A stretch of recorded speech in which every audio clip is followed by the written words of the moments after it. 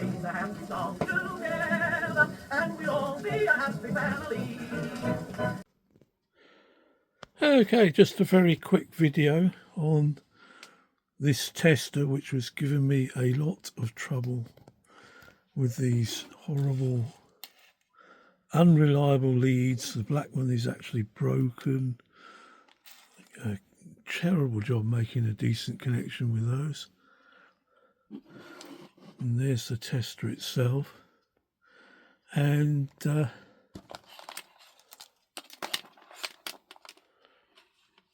are some new leads for it. I couldn't just get leads, I had to get the bits and make them up. So basically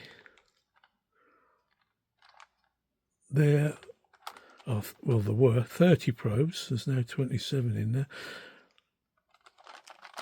and this box of 30 probes was just £7 UK. £7 for 30 of these, and I thought, well, they can't be much good for that. Well, surprisingly enough, they're a lot better than those things, but yeah, they're a little bit bigger, so there might be cases where the smaller ones would be more convenient if you're trying to hook onto something in a circuit. But normally with this, you'd be testing components away from a circuit anyway, so I would have thought in most cases these would be ideal. And they work the same way. And these, I found these little pins are actually hollow tubes, little things. They were in this kit. I already had this crimp tool kit, and I thought, hang on a minute, they might do, because although they're too wide to fall into these slots as they are, when you put them on the wire and squash them flat, they fit in there nicely. So all I did was to bare one end of the wires. Let's get those ones out of the way, they're rubbish. So just bare one end of the wire, push the tube on there, and then squash it flat with those pliers using the smooth part of the jaw. Just squash them as flat as hard as I wanted to, really, because it's over a flat surface and it doesn't break the wire.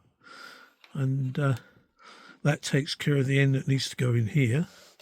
And when you put these on, the only thing I found, this cable is a bit thicker than they expect you to use.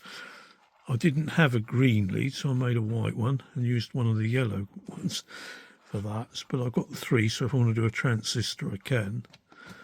And the thing with these is this cap, this little cap here, which covers the connection, has to be on the right way round.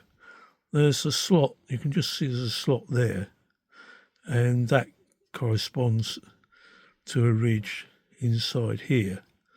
So you must make sure when you connect this top bit in that the cable comes in from the opposite side to the ridge inside here. The first time I tried, of course, with a 50-50 chance, as you know, as happens to us all, if you've got a 50-50 chance, you're always going to choose the wrong one. So I had to unsolder it and do it again. But yeah, you've got to go in from the side opposite the ridge. Oh, and remember to put the cap on before you solder the wire on. I did remember that bit. So there we are. I've got 3 nice wires, leads that work reliably, as long as the connections here are clean enough. And someone mentioned one other guy, I think it was Techno Baz maybe, or somebody else. I might have got that wrong. But there was another guy who modified one of these, and he actually soldered them in, drilled a hole through the side of the grommet, soldered them in inside. I haven't done that yet. I'll see how I get on. I mean, the other thing he added was a battery isolating switch to the side, so that the battery doesn't trickle discharge if you're not using it. But that's basically it for a quick short video. These leads I think are 20 times better than the ones that came with it. Thanks for watching, and bye for now. Catch you on the next one.